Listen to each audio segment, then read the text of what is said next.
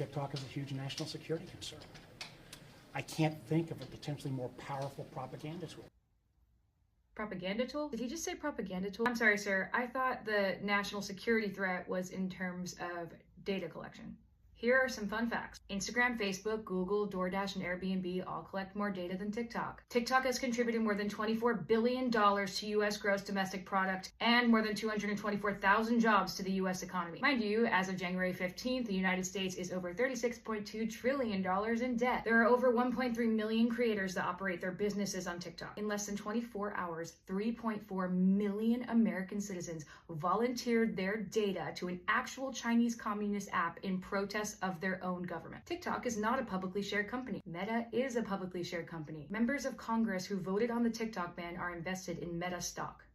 Meet your politicians. Senator Markway Mullen purchased between $15,000 and $50,000 of Meta shares on January 2nd, 2024 and January 26, 2024. Mike McCall, who introduced the TikTok ban legislation, was a little bit sneakier about it by using his family's trust to purchase his Meta stock. Representative Byron Donald voted yay and purchased Meta stock on December 6th. Representative Greg Stanton voted yay and purchased Meta stock on November 9th, 2023. Representative Diana Harshbarger voted yay and purchased Meta stock on March 3rd, 2023. Representative Ro Khanna voted nay but purchased Meta stock on November 7th. Representative Dan Crenshaw voted yay and purchased Meta stock on December 2nd, 2022. Representative Marjorie Taylor Greene voted yay and purchased Meta stock on December 30th. The list goes on and on. You guys can look it up. Members of Congress are actually required by law to disclose their financial transactions, including stock trades, under the Stock Act. Ironically, the purpose of that law is to make sure that Congress members do not make any major decisions if there's a personal financial benefit. The irony of fear-mongering a nation about the threat of Chinese communism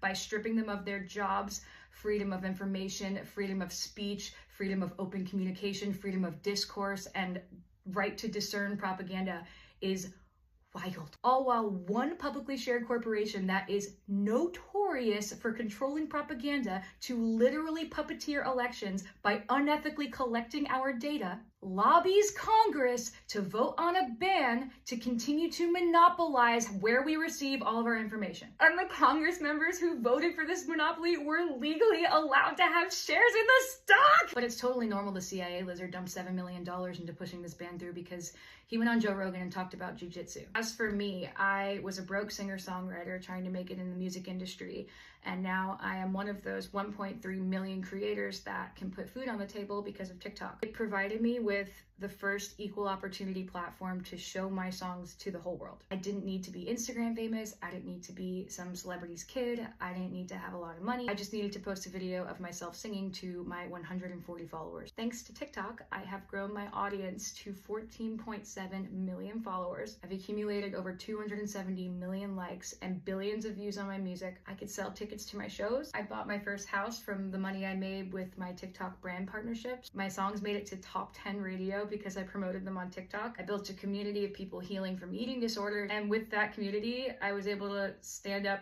to a multi-million-dollar corporation called Victoria's Secret. I got to sing songs with first responders, doctors, small business owners, artists, kids, grandparents, Olympians, magicians, veterans, triple amputees. My TikTok account was not only mine, it was a place for other people's perspectives, for the kid I babysit to confront mean girls in her school. It was supposed to be something that I could show my daughter one day and be like, look, mommy made this. And you can do anything too. You can follow your dreams and you can change the world. This just feels so icky. And now I'm saying goodbye to the future that I built for my family, fair and square, with a baby on the way, so a bunch of corrupt, dirty politicians can feed their babies. Our greatest politicians could be focusing on genocide, poverty, human trafficking, homelessness. It is not about privacy or national security.